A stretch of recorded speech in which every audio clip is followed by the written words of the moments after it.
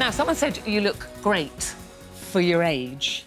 Would you take that as a compliment? I would take any compliment. You look great this age. for your age. You do? Yes, and what you're saying is your age... Thank you, Carol, thank you. that your age appropriate. Just because, you know, well, it seems harmless, doesn't it? People say, you look great, Ruth, and you're about to go, thanks, they go, for your age. And I go, oh, OK, I'm not sure if that's a compliment or not. So we're talking about ageism, casual ageism, and 68% of over 50s said, Carol, that they feel undervalued when they're on the their receiving age. end of it. Yeah. So Sun Life has had this huge survey that's been conducted, and a third of Brits have admitted that at some point they have made ageist remarks. Not all the time, but the thing is that for the over 50s, more than two-thirds feel less valued when they've had it in the workplace, public transport, when they're out shopping and so on. And that's really why I'm here, is well, you won't mind me saying, because you talk about it a lot, you're 58. Okay? I am, So when and how have you experienced ageism, and how does it make you feel? Online. So I had... I don't know, most of my life, let's be fair. 20 years ago, I wore a blue dress to the BAFTAs. That dress, right, which was above the knee. So I was age 39. But that became a massive story. There were programmes made about it, not about the dress. It was about, should a woman aged 39 wear a dress above the knee? So at that age, I mean, you're only 39... So the point about ageism and ageist remarks is they belong to the last century. But then you still get... that. People still say that about you. So when there's a picture of you... Well, I get it all the time. ...with a tight jumper or something, they're still saying And has my attitude changed whatsoever? No. And is it going to change? Does it ever sting secretly, you know, inside? Do you ever think... No, that never sting, no. This is your most recent one? Oh, no, that one, anyway. What's that? Yeah. Yeah. Yeah. So when they go, oh, what are you wearing, Carol? That's not appropriate, it's not age appropriate. Yeah, well, what is age appropriate? Because surely it's about the spirit of somebody, and that's what this kind of survey says, really, that, you know, the stuff about ageism or, you know, gender remarks, sexism and so on, they're from another time. Do you think we're an ageist society? Well, I think we're becoming less so. But I don't think social media has helped because, you know, as we all know, because we all get, you know, a bit of a brunt of that, that doesn't happen. It doesn't help people who are at the receiving end. Do you respond if somebody says to you on social media, oh, what on earth do you look like? Not really. I just, like, mute. Lorraine taught me that trick. She said, don't block, mute, and then they carry on doing talking their thing. To the wall. You don't know. Is that what you do? I can mute, yes. I don't block. I mute, and then they don't know, and they're ranting away. I don't get any bad remarks at all. Social media. Everybody loves me. It's never a foul word said against me. All the women on this sofa love you. Well, I tell you what. You see, knowing you as I have for 30-odd years, right? Yeah, very odd. One thing is you like the banter. Right? I love banter. Right. So I know there's things I would say to you. You're obviously a fine-looking woman. You are. But I would say probably for your age afterwards. To stop your head swelling big. And you would laugh at that. Have I been hurting you saying that? No, not me.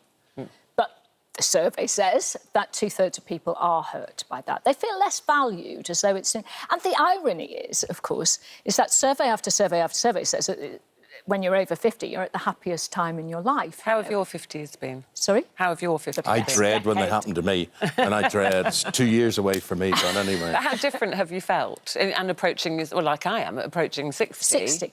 I feel fantastic. I think it's the best decade I have had through my life. Obviously, tragedy happens and we lose people we love. But that's life. But I feel freer than ever before, and I think that is the spirit of the over 50s now. There was a thing on Twitter when some idiot said, oh, you're over the hill or something. So I retweeted that, and he ran a company in North Wales trying to encourage people into adventuring or something. And so I retweeted that and said, well, it's a very strange marketing technique. You know, don't you want people over 50 to have adventures? And then, 1,000 people who are over 50 saying, well, I've just paddleboarded, wonderful one, I'm 50-something and I've just paddleboarded from one side of the country to another, and somebody else, I've just run my first ultra-marathon. And do you feel that you are an inspiration to... No. Don't you? Because you're still, you know... No, you don't do things You do like a lot. Well, you've learnt... learnt to fly. Yes, you don't do it. You don't do it to say I'm going to learn to fly to be an inspiration. You just get on. But you with do life. your fitness. You know, you post a lot about your fitness and keeping fit. Yeah. So do you not hope that inspires other people, particularly women? No, but that's not the motivation behind it. I mean, I do it because I've always loved to be healthy. And like myself, like yourself. Yes, but you've always. I mean, I remember you one day. I was getting into a car out of the ITV studios, and you were walking, and I went, "What is this walking thing?" You were actually walking back to where you were staying. Yeah, you were getting in the car. I was getting in the car. I was walking. That's right. So that's the difference. That is the difference. Well, when I did Loose Women and Jane McDonald was on, we used to walk 3. I used to go, "Come on, Jane, we're walking 3 miles to the studio," because it's like I'm obsessed with walking. I love it.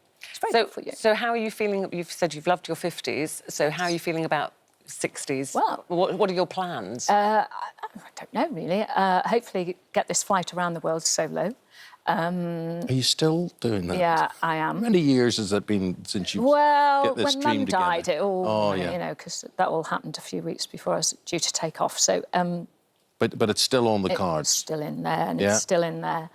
And cause as much mischief as possible, basically. But you see, I think what Ruth is saying, you are an exceptional individual. I mean, there's very few people that you could say could do what you do and would put the effort in that you put in at all sorts of levels. What would you say, though, just to people who are not looking forward to their 50s or their 60s? Yes, but the fact is that most people are happier then than they ever were. There was a thing in The New Scientist this very morning that said they did a piece of scientific research, 55,000 people in it, and the people who were happiest were parents whose children had left home. One more year. Yay! Freedom! But you have talked about that before, that when your kids have grown up, you feel that freedom. You suddenly go, now's my time. Yes, exactly. And mine are age 22 and 27 now. And you can get out and do things. And just recently I started working a lot in Cardiff, where we belly laugh. I mean, absolutely belly laugh our way round every day, and it's fantastic. And it's not about money, and it's not about celebrity. But it is about health. It is about health and how you feel, and it is about society's attitude. For instance, the BBC charging people, and it's a government BBC decision to charge people for a licence fee if you're over 75. Yeah. Yesterday's headlines in the newspaper was delay the state pension until you're 75. Yes. Financial freedom plays a part in how happy you will feel as well. Yes. So it's not just us, what we do. Society hates old people. I don't think it does. Oh, I think the BBC does. I think the government, if you raise a pension to 75, it's not saying they respect you, is it? Well, not necessarily, but I mean, but also a lot of people want to carry on working. I mean, when do you want to retire? No. Well, they're going to retire in a minute if you don't get to this break. But it's a fair point, Carol. If you're fit enough, well enough, and you feel good enough, keep on doing it. I'm keeping on, Carol. I'm following in your footsteps with me. Thank you so much. Thank you. Lovely to see you. Thank you so much.